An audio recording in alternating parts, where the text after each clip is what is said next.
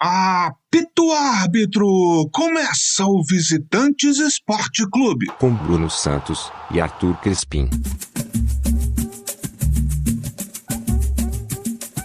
Alô paixões, alô doçuras, bom dia, boa tarde, boa noite, bom momento, amigo ouvinte, ouvinte que não se identifica com nenhum gênero, você ao redor do Brasil e do mundo que escuta o Visitantes Esporte Clube, que começa o seu episódio número 3.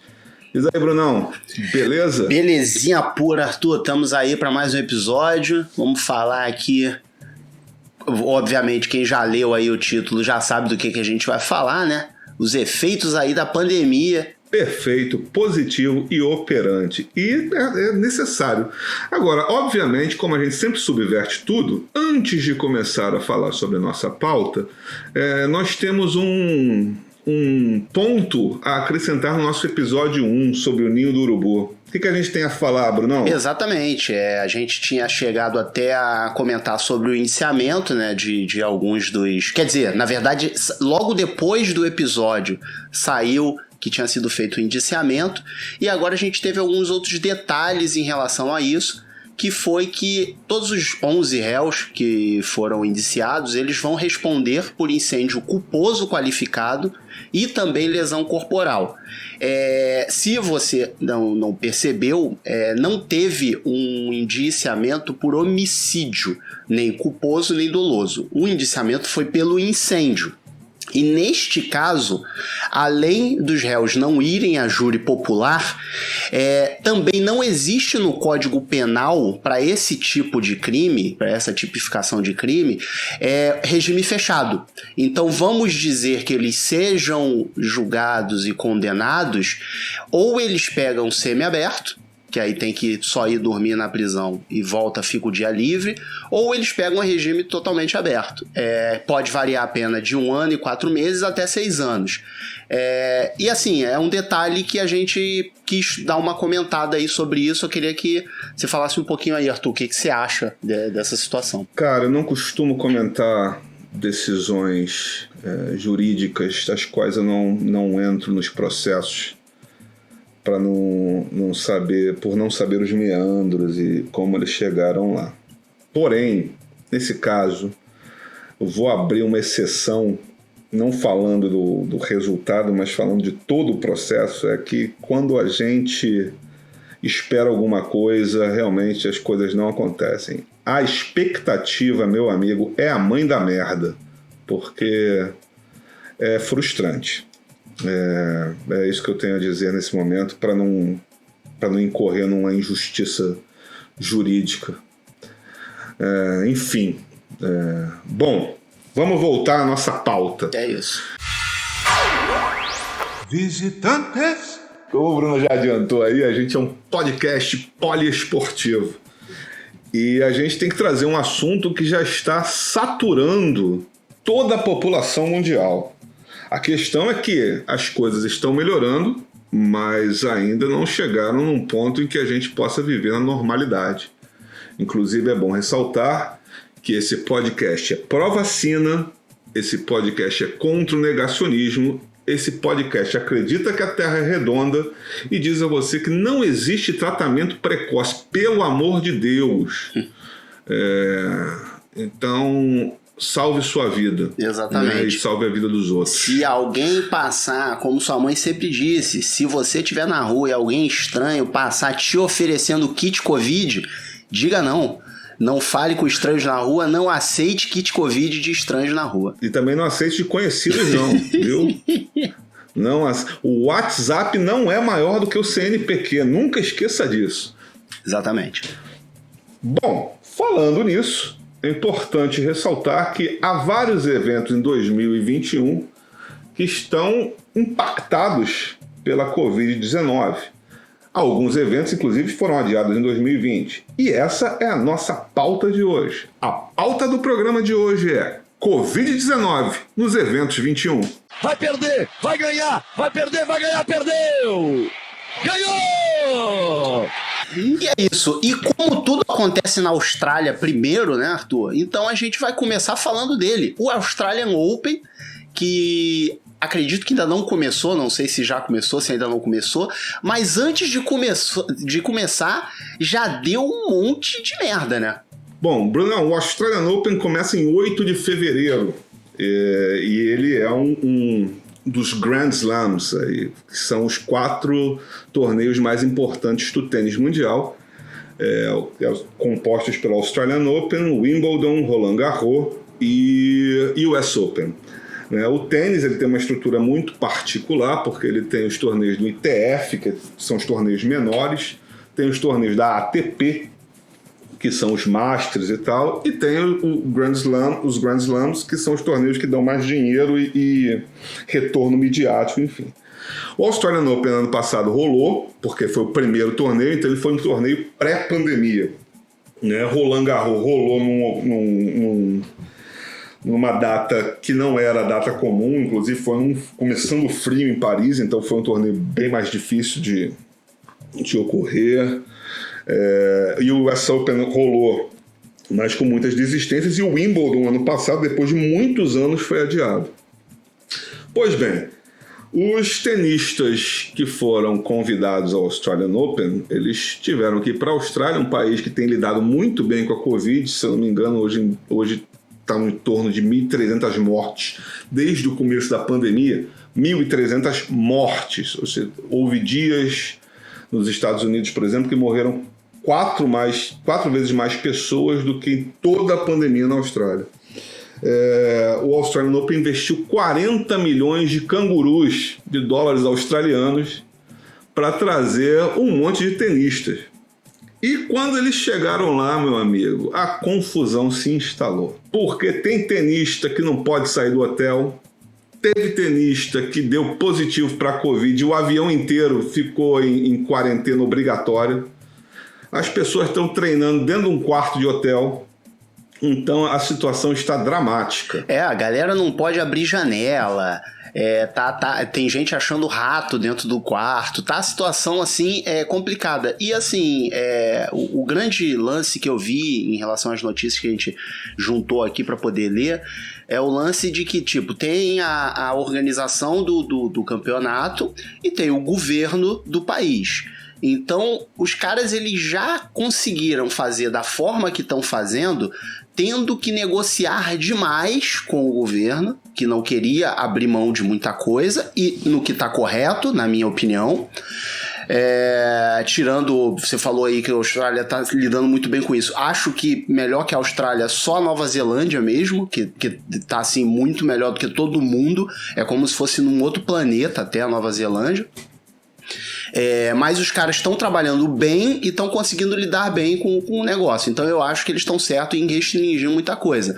Só que é difícil quando você bota um monte de estrela, um monte de gente e um monte de atleta, o que é pior, porque assim, querendo ou não, os caras têm que treinar, os caras têm que se movimentar.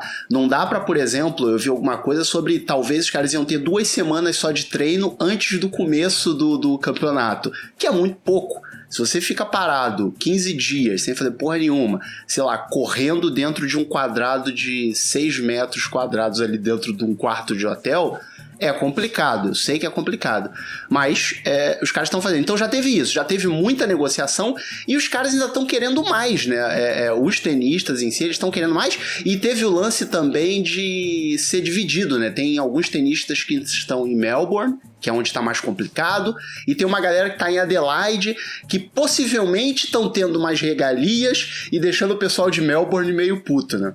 Com certeza. O que acontece é o seguinte, em relação à questão da galera que está em Melbourne, você citou aí o rato no quarto de hotel. Quem foi a premiada com o rato no quarto de hotel foi a Yulia Putintseva, que é uma tenista cazaque número 28 do mundo. Né? Então, abrindo aspas aqui para o saque voleio do UOL, que citou a cazaque, que também alegou não saber que haveria uma quarentena total em caso de Covid no voo fretado, postou o vídeo de um rato em seu quarto de hotel. Ela também está proibida de abrir a porta do quarto. Em sua conta no Twitter, escreveu que estava há 2 horas e meia esperando ajuda, mas que ninguém apareceu. Fecha aspas, saque voleio 16/1. Houve um desdobramento porque a Yulia trocou de quarto. Só que o rato foi junto com ela, porque no outro quarto também tinha um rato. E aí não tinha mais quarto para trocar porque o hotel estava cheio. Então está Yulia Putintseva e o Rato, né, vivendo um relacionamento complicado no meio da pandemia, né? Então toda a força para Kazakh e Yulia Putintseva. E eu duvido que algum podcast de esportes tenha falado do Cazaquistão 2 vezes, porque o Cazaquistão a gente falou também no podcast da Libertadores, esse país simpático que fica na Ásia Central, mas joga as eliminatórias pela UEFA, porque trocou achando que teria mais chance, não sei porquê, e que é conhecido por algumas peculiaridades, como, por exemplo, ter parte do mar Aral, que tem no War, né? Ser um celeiro de grandes levantadores de peso e escaladores, né?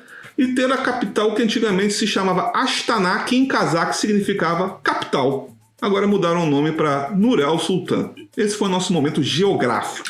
E saber que o Cazaquistão também tem uma ligação aí com Londres, onde está Arthur Crispin, que é de lá que sai Sacha Baron Cohen, que levou o nome do Cazaquistão a todo o mundo com os seus filmes Borat 1 e Borat, o Retorno de Borat. Que inclusive o pessoal, rapidinho aqui, só um pequeno desvio, mas o pessoal estava falando muito que os filmes eram muito prejudiciais ao Cazaquistão e etc e tal. Enquanto isso, o governo do Cazaquistão estava usando o filme como maneira de divulgar o turismo em seu país. Então, a gente de vez em quando fica em rede social querendo lacrar demais, ser muito ativista e acaba falando besteira. Mas volte, por favor. Com todo respeito a Duque de Caxias, o Cazaquistão é um Duque de Caxias no meio do nada, né? Então, assim, tem que usar algum chamariz.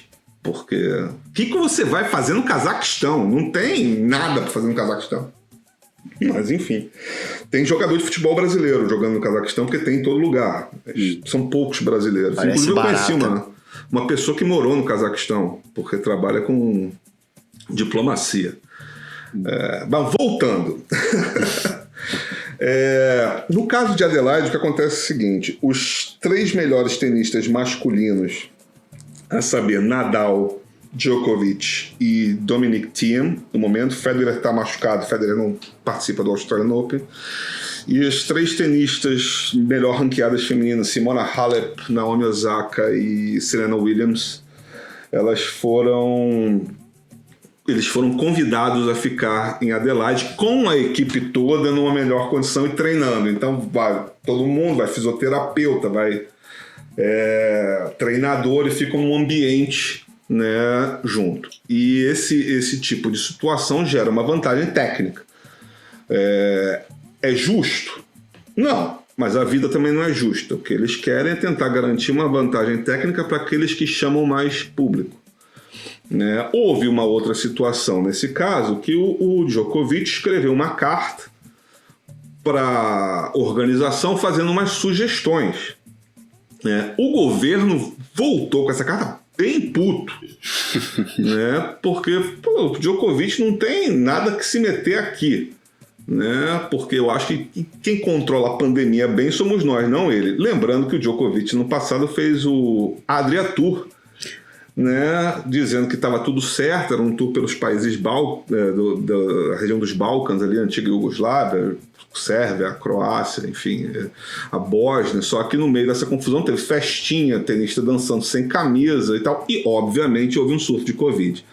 Djokovic, inclusive, foi apelidado nos jornais europeus de Covidiota, ou Djokovic. Eu gosto de chamar essa tour dele de Covid Open, né?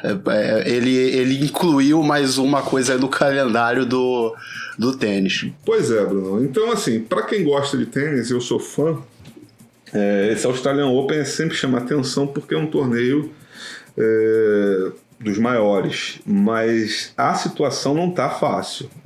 A gente não tem como dizer que vai ser um torneio justo por todo esse desequilíbrio. A gente não sabe quantos desses tenistas que estão lá em quarentena poderão jogar, porque o Covid ele alcança as pessoas de uma forma muito aleatória. Então a sorte está lançada até o início do torneio em fevereiro. É isso aí. E aí, deixando o tênis um pouco de lado, a gente tem aqui também em relação ao handball, né? Que tá tendo o Mundial do Handball. E de início a gente já teve aqui que um surto de Covid obrigou Cabo Verde a desistir do Mundial. Eles tiveram aí uma porrada de atletas infectados e aí eles não tinham o mínimo de atletas para poder colocar em jogo. Tiveram que simplesmente abandonar o campeonato. Eu vou dizer aqui exatamente a quantidade de atletas que coisa, ó, 4 deles, eles tinham 15 atletas, né? 15 atletas no elenco, 4 deles foram diagnosticados assim que chegaram no Egito. Com 11 jogadores, eles chegaram a estrear, e aí depois em uma nova bateria de testes, mais 2 casos foram confirmados. E aí eles tiveram que perder de WO para a Alemanha, e uma coisa curiosa que eu vi aqui é que o WO no handball equivale a 10-0, um placar de 10-0, diferente no futebol, que é 3-0. Obviamente, placares mais elásticos, então é normal você coisa. E aí eles simplesmente tiveram que desistir, porque não tinha quórum para continuar no campeonato. É isso aí, cara. Cabo Verde, que não é uma seleção de tradição no handball, esse campeonato já começou muito errado. O governo egípcio queria colocar 10% das pessoas dentro da quadra, torcedores. Normalmente uma quadra de handball tem capacidade para 6 mil pessoas em nível de seleção. Os atletas falaram, não tem condição, porque senão vai espalhar esse vírus aqui e a gente quer terminar esse negócio. Muitos atletas, inclusive jogadores brasileiros, inclusive, estavam com Covid e continuaram convocados. Então eles continuaram em quarentena fora do Egito, esperando para depois chegar ao Egito e poder jogar. Então esse é o exemplo mais prático que a gente tem de um torneio organizado para o ano de 2021 e que sofreu com a Covid dentro do próprio torneio, mudando resultados, assim, no sentido de deixar times mais fortes ou mais fracos, mudando resultados e influindo diretamente nas classificações. O Mundial ainda está rolando, né? E depois trazemos aí os resultados dessa experiência dentro do Covid. Importante também ressaltar, Bruno, uma coisa que você falou, queria deixar o registro, que Vietnã e Taiwan ainda são mais impressionantes do que a Austrália no combate ao Covid. Principalmente o Vietnã, que tem 95 milhões de pessoas e teve, 5 mortes por Covid. Caralho. Então, os caras são... Eu não sei o que aconteceu, não sei qual foi se houve algum evento genético, biológico, além de todos os cuidados que eles tomaram, mas eles têm um cuidado monstruoso aí.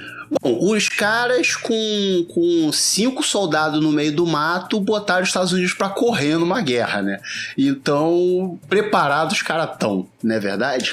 Bom, mas a verdade também é que os Estados Unidos só ganha a guerra quando o Rambo tá, né, meu amigo? Porque senão não ganha a guerra, né? Pô, a guerra pro americano serve pra fazer filme bom. Mas eu não vou entrar nessa polêmica, mas se a Segunda Guerra, se não tivesse a União Soviética, o carro tinha tornado feio. Eu acho que nem é uma polêmica, eu acho que é um fato histórico reconhecido e que deve ser daí que vem a grande coisa com o comunismo, né, cara? Porque reconhecer que a União Soviética comunista, que botou 6 russos na neve matando nazista lá à torta e à direito, os caras não vão assumir isso jamais, mas nós aqui sabemos. Esse podcast está aqui para trazer a verdade para a população. Isso aí, cara. E aí, assim, além do handball, outros esportes estão aí sendo bastante afetados pela Covid. Nós temos aí, por exemplo, a Fórmula 1, que mudou as datas de algumas corridas, ia começar na Austrália e vai começar no Bahrein. Nós temos a MotoGP, que adiou 2 etapas, trouxe umas outras etapas. Por exemplo, a Argentina, a etapa foi adiada e vai ter uma rodada dupla no Catar. A NBA teve uma bolha fantástica para encerrar a temporada 2020 na Disney, e agora está tendo problemas seríssimos de adiamento de jogos. Por exemplo, o Washington Wizards teve 6 jogos adiados, outros times já tiveram jogos adiados. A NFL sofreu muito com isso também, né? Depois a gente vai falar sobre isso com mais calma. E aí vamos resvalar um pouco no futebol. A Premier League, que também conseguiu terminar dentro de um mecanismo de bolha, sofreu com adiamentos de jogos, assim, inclusive com organização, problema de organização. Semana passada, por exemplo, estava marcado para ter Tottenham e Aston Villa. O Aston Villa teve um problema de Covid. Aí, um dia antes do jogo, todo mundo ficou sabendo, aí a Premier League falou, mas o Tottenham tem um jogo adiado com o Fulham. Então, beleza. Alô, Fulham? O Aston Villa tá com problema de Covid ainda, não vai dar pra rolar Tottenham e Aston Villa não, então vocês vão entrar em campo. Valeu, tchau. Então rolou um Tottenham e Fulham no dia seguinte, assim, legal, sair, porque, né, o importante é a gente resolver qualquer problema. Né? E qual foi o resultado, por curiosidade aqui? O resultado foi 1-1. 1-1. Menos mal, porque ia ser meio foda também o Fulham tomar-lhe uma porrada, sendo que não estava nem preparado para o jogo. Eu, como torcedor do Fulham, se fosse, não sou, mas se fosse, iria reclamar para um caralho. Mas foi meio que aconteceu com o Flamengo, né? Naquela coisa de ter ido lá pro Equador, 8 milhões de jogadores foram infectados, aí tinha o jogo Palmeiras, adia, não adia, Palmeiras botou o pé firme, acho que com razão. O Flamengo jogou com o sub-12 e conseguiu arrancar um empatezinho, então foi meio isso aí. Assim, o Fulham é o time que eu simpatizo na Inglaterra. Foi o time que eu fui ao estádio, é o time que eu fui várias vezes ao estádio e tal. Assim, não seria muito dramático o Fulham tomar uma porrada, porque na primeira divisão, quando ele sobe, é o normal. Ele só toma cascudo. Mas, enfim, de qualquer maneira, foi uma situação muito interessante. Ainda no futebol, outro grande evento que foi adiado de 2020 para 2021 foi a Euro. E eles estão tentando mudar. Né? Porque a Euro ia ser em 547 sedes e não sei o que, as pessoas já estão caindo na real. Então, provavelmente, a Euro vai ter uma sede só, né, para ver se acontece em 2021, após essa temporada que já está tão esquisita. E a cereja do bolo, para a gente comentar, são as Olimpíadas, né, meu amigo? As Olimpíadas de Tóquio, elas estão sob sério risco. As Olimpíadas no ano passado foram adiadas, todo mundo sabe. Então, Tóquio 2020, que manteve a marca, porque ela é meio cabalística, foi transferido para 2021. A questão é que a Olimpíada esperou que o Covid melhorasse. O Covid ainda não melhorou. O Japão, esse primor de organização, porque mesmo, investiu uma grana pesada para fazer as Olimpíadas. Mas, por exemplo, vacina, o Japão só vai receber em fevereiro, porque se programou para receber em fevereiro. E tudo isso ao mesmo tempo gera um cenário de muita incerteza. Houve rumores. Em dezembro, o vice-presidente do COI, ele disse que as Olimpíadas iriam acontecer com Covid ou sem Covid, com vacina ou sem vacina. Em janeiro agora nós tivemos rumores que a Olimpíada seria cancelada. E aí o Japão já queria pegar 2032 para fazer as Olimpíadas, porque 2024 vai ser Paris, 2028 é Los Angeles. Mas depois houve um rumor desmentindo o rumor, dizendo que vai ter. É uma situação muito complicada, não é, Brunão? É complicado pra caramba, porque assim, é um investimento muito alto. Tem o lance de atletas de todo o mundo, né, ali naquele lugar, então você já tem que ter um cuidado com isso, com as viagens, delegações, treinamento, tem que ter uma preocupação com tudo isso. E tem o lance de público, porque muito disso se suporta-se no público. Obviamente você tem as receitas vindo de patrocinadores, transmissão e etc e tal, mas o público sempre foi uma grande parte das Olimpíadas e Paralimpíadas. Então você tem muito isso, e aí você fica naquela dúvida, vai ter público? Se for ter, qual vai ser essa capacidade de público? Já era pra gente estar vendo o lance de ingresso a esse momento. Eu não sei se já já tinha aberto antes, se pessoas já compraram então no stand-by, vai ter, não vai ter. Então, assim, fica uma situação muito complicada da gente saber o que vai acontecer. E assim, vamos levar em consideração que assim como todos os outros esportes, com a pandemia do jeito que ela está, não existe condições de você botar pra frente uma competição desse tamanho. Como que você vai fazer uma cerimônia de abertura de uma Olimpíada, por exemplo? Como você vai fazer ensaios? Assim, é muito complicado. É muito dinheiro que vai se gastar. Óbvio, vamos fazer tudo da forma mais segura possível. Ok, vamos contratar um monte de gente, vamos testar em massa, vamos deixar todo mundo isolado, porque só testar também não é garantia de nada. Você pode estar ali no início do contágio, o exame do PCR não pegou, 2 dias depois você está transmitindo o Covid para todo mundo. Então, é uma situação muitíssimo complicada. Pois é. Em dezembro de 2020, no GE. Globo, a notícia sobre a crise nos jogos, né, que o adiamento custaria 79 bilhões de reais, abrindo aspas, de acordo com o jornal japonês Mainichi, o adiamento das Olimpíadas de Tóquio paralisou o fluxo de receita do COI, que tem 91% de sua receita com vendas de direitos de transmissão e patrocínios, aumentando a importância de sediar as Olimpíadas de Tóquio. Fecha aspas. É isso. Então os caras, eles dependem muito disso, porque o dinheiro todo praticamente vem dali, né? Eu trabalhei com Olimpíadas no Rio de Janeiro e, assim, é o evento mais brutal em termos de trabalho, né? Porque não se compara com a Copa do Mundo. Você pode ter uma vibe muito melhor em Copa do Mundo, você tem um efeito muito melhor, mas a gente está falando Copa do Mundo, um evento com 32 países hoje em dia, em Olimpíadas você tem 200. Em Copa do Mundo você tem diversas sedes, em Olimpíadas você tem uma. Então são 200 países com turistas desses países todos reunidos numa cidade só.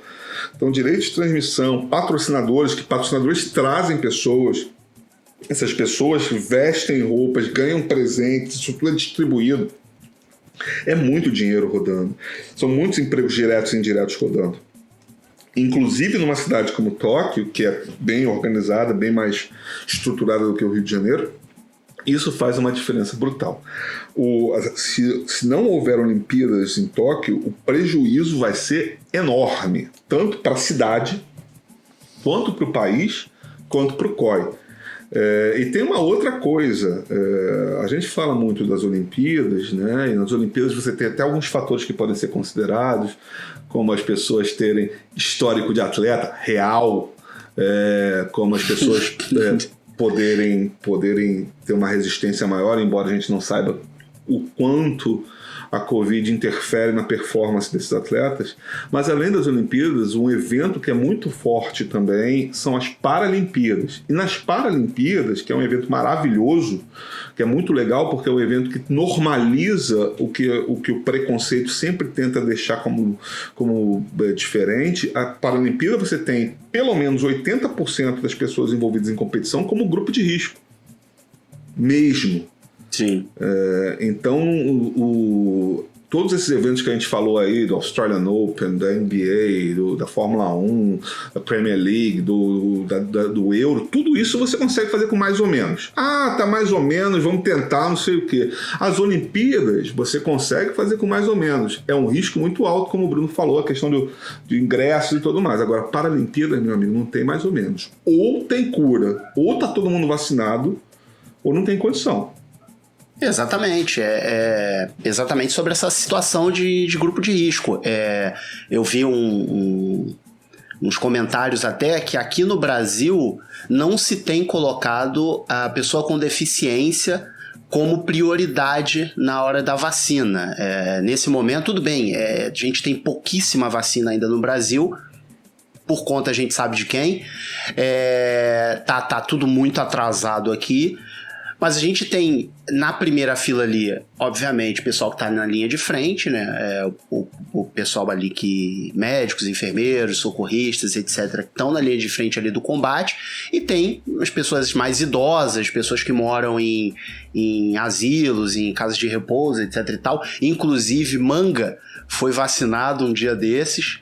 Foi até uma notícia assim, legal. Ele está morando no Retiro dos Artistas hoje. Então ele já tomou a primeira dose da vacina. Mas os deficientes físicos, tem indígenas também, estão colocando como prioridade. justamente.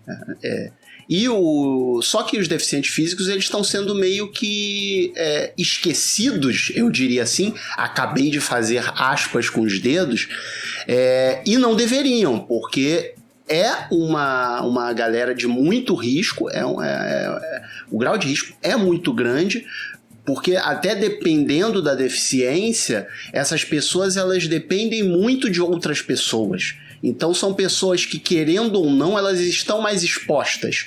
Não dá pra, eu vou me isolar. Não dá, você não tem condição, você precisa de outras pessoas, você tem as suas consultas de rotina, tem que estar indo ao médico, tem que estar fazendo isso e aquilo, porque eu tô pensando em todos os tipos de deficiência. Porque, Bruno, mas tem cadeirante que consegue se virar sozinho. Mas você tem vários outros tipos de deficiência que as pessoas dependem de outras, as pessoas têm tratamentos contínuos, que as pessoas têm que sair, as pessoas têm que estar em contato. Então é uma coisa também que é a se discutir. Enfim, falando em Paralimpíadas, é praticamente impossível você disputar uma competição desse nível, desse tamanho, com a pandemia do jeito que está. E, ao mesmo tempo, a gente tem que falar sobre as prioridades dessas pessoas em questões de vacinação, de tratamento, de acompanhamento, porque elas precisam, sim, muito mais do que outras pessoas. Isso sem desmerecer nada. Porque você vê, eu fui aqui no Rio de Janeiro, eu não fui em nenhum jogo das Olimpíadas, mas nas Paralimpíadas eu estive, os 2 finais de semana eu estive no Parque Olímpico vendo esportes diferentes e tal. Então tem pessoas ali que fazem muitas coisas que eu não consigo fazer, e eu não tenho nenhum tipo de deficiência. São atletas, mas são atletas que possuem algum tipo de deficiência e possuem essa dificuldade. E precisam, né, desse tipo de atenção um pouco maior da gente. Torço para que tenha Paralimpíadas, porque eu acho maravilhoso o evento para os atletas e para a gente, que a gente possa assistir. A gente torce para que tenha, a cura já chegou, mas que essa cura seja democratizada. Torço para que os deficientes sejam colocados como prioridades, assim como os quilombolas. Muito obrigado, né? Isso é importante, principalmente para a gente, enquanto pretos. E esperamos que alguns programas a gente sabe que vai ter que repetir no futuro, tipo Libertadores, é uma pauta que é recorrente. Mas esse a gente espera que seja o primeiro e único da história do podcast Visitante, que a gente, no próximo ano, não precise falar de eventos sendo prejudicados por quaisquer pandemias. Certo, Brunão? Certíssimo. E agora, Arthur, eu acho que está na hora da gente chamar aquele nosso quadro muito importante, que é o quadro A Hora do VAR. Chama na vinheta! Eu vou chamar o VAR, eu vou chamar o VAR. E se ela se duvidosa, ela não quer acreditar. E estamos de volta, depois dessa maravilhosa vinheta, com A Hora do VAR, que é o momento em que você, ouvinte do Visitantes, entra dentro do podcast, participa com a gente. Então eu já quero pedir para vocês antes, participem mesmo, mandem mais comentários, mandem perguntas. Vocês podem fazer perguntas não necessariamente relacionadas ao episódio, mas podem também. Podem comentar, podem fazer tudo assim. A gente tem recebido e-mails, a gente tem recebido comentários no Twitter, diretamente pra gente, pessoas têm comentado. Então eu já agradeço desde já vocês que estão participando. Assim, pra gente significa muito. E peço que continuem, por favor, continuem participantes, continuem ouvindo. Aliás, as críticas de vocês, elas são muito importantes também para a gente rever alguns conceitos, rever algumas coisas que a gente tem feito, passar a fazer as coisas um pouquinho diferente. Então, vocês são sempre bem-vindos aqui. E aí eu já vou deixar com vocês todos os canais que vocês podem participar. Você pode mandar sinal de fumaça, você pode falar diretamente com a gente, se você tem o nosso contato, meu ou do Arthur, quiser mandar direto pra gente, pode mandar. Você pode também usar as redes sociais do Visitante, que são quais? Você pode mandar um e-mail para podcast.visitante@gmail.com. Você pode nos mandar um comentário no Twitter em @visitantesec, Visitantes Esporte Clube, Visitantes EC ou Visitantes EC, dependendo da região do Brasil que você estiver. Você pode também mandar algum comentário pra gente via direct no Instagram, que é o @podcastvisitantes. Então esses são os canais, esses são os caminhos que você pode chegar até a gente para a Hora do VAR. E aí eu já vou começar com a primeira aqui, que é do Gabriel Câmara, via e-mail. E ele mandou o seguinte, além de outros comentários, que eu agradeço muito, Gabriel, por ter participado com a gente, ele mandou o seguinte: como o podcast é de esportes, não só de futebol, Super Bowl é em algumas semanas. Vai rolar algo sobre? Vai rolar algo sobre. Inclusive darei o spoilerzinho. Vai rolar algo sobre em breve. Também conhecido como próximo episódio. Teremos um convidado, inclusive. Então, Gabriel, aguarde, escute, divulgue, que o próximo episódio a gente falará da Super Tigela. Exatamente. Ronan Barradas, de São João do Meriti, ele mandou o seguinte: a decadência do Vasco coincide com a morte de Pai Santana. Ainda não arrumaram um substituto à altura? Alô, Ronan! Grande Ronan. Cara, vocês sabem que eu sou daqueles que bate tambor, né? Então, assim, honestamente, eu sempre acho que é preciso bater um tambor. Gosto do sincretismo. Pai Santana é uma figura maravilhosa, porque batia o tambor e aí foi contratado por um time do mundo árabe e chegando lá para ser massagista virou muçulmano. Aí voltou pro Vasco muçulmano e batendo tambor. Acho justíssimo. Gosto desses mixes. A Umbanda não tem o secretismo entre o catolicismo e o candomblé. Eu gosto dos samples e das coisas. Então acho sim que desde que Pai Santana se foi, o Vasco não conseguiu se reencontrar. E falando nisso, como diria MC Marcinho, né? Abre aspas. Desde quando você se foi, que dói demais dentro do meu coração. Fecha aspas, esse é o sentimento da torcida vascaína. Grande clássico do funk melody carioca, anos 90. Princesa, rap da Princesa, MC Marcinho.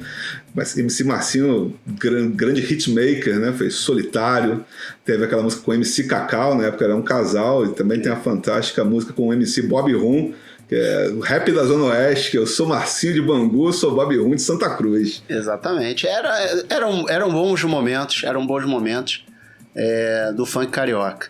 Rapaz, inclusive eu acho que se estivéssemos nessa época não teria Covid-19. Por quê? Porque as pessoas aglomerariam, mas teria o banho de espuma.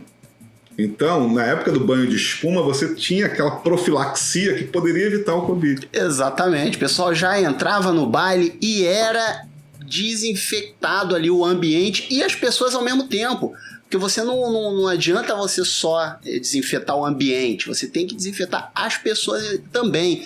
Então, os anos 90 estão aí para ensinar por que não existia Covid-19 nos anos 90. Não tem nada a ver com o ano de 2019. Abrindo mais uma vez aspas, porque banho de espuma é muito legal. Debaixo da espuma, vamos zoando em alto astral. Exatamente. Tem uma última pergunta aí também, né, Arthur? Tá com aberto aí? Quer que eu faça? Como é que a gente tá aqui? Não, pode fazer. Aqui, ó. Tem aqui. Maria Helena, via e-mail, perguntou: vocês querem que o Vasco caia para a Série B? Então, essa eu vou começar respondendo aqui, depois o Arthur chega junto com a gente, que é o seguinte, eu sou botafoguense, todo mundo sabe, Arthur é flamenguista, então a resposta óbvia, quando se vem uma pergunta dessa, é sim. Porém, eu falei isso até no Twitter alguns dias atrás, na verdade, eu estou torcendo para o Vasco se manter na Série A, pelo seguinte, ano que vem nós teremos Cruzeiro e Botafogo já na Série B, porque o Botafogo já caiu. E aí nós vamos ter o Cruzeiro, que não vai conseguir subir, já na Série B. O Vasco caindo, serão 3 times grandes para 4 vagas no retorno em 2022. Meu amigo, você imagina o desespero para poder esses 3 times estarem entre os 4. Se esse ano de 2020 e 2021 o Cruzeiro sozinho não conseguiu subir, você imagina com outros 2 times grandes tentando correr atrás dessa vaga. Então eu, como bom botafoguense, estou aqui torcendo pela permanência do Vasco na Série A para eu poder não passar mais nervoso do que eu já passo em 2021 na Série B.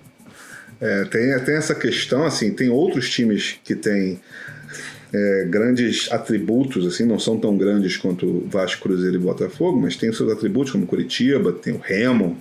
Então vai ser uma Série B pesada, né? Em qualquer situação. Se o Vasco cair, fica mais pesado ainda.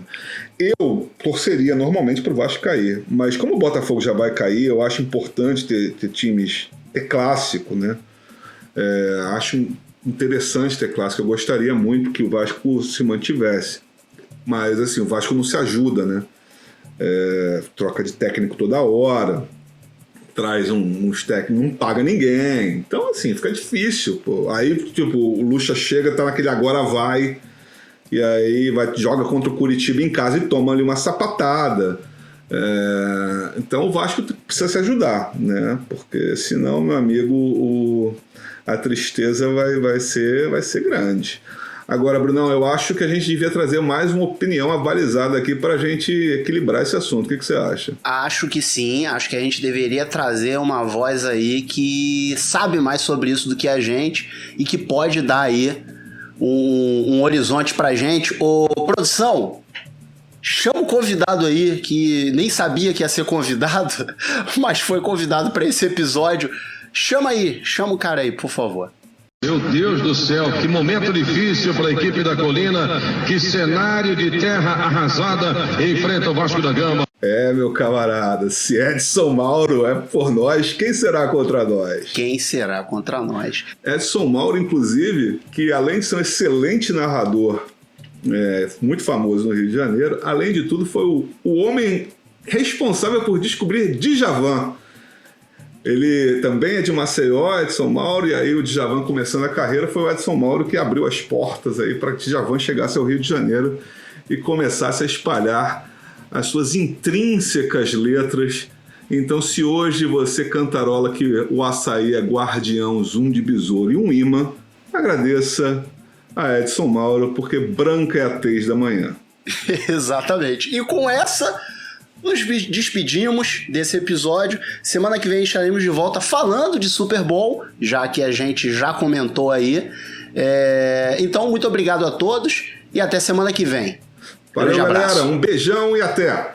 Esse podcast é uma realização da BSC Produções.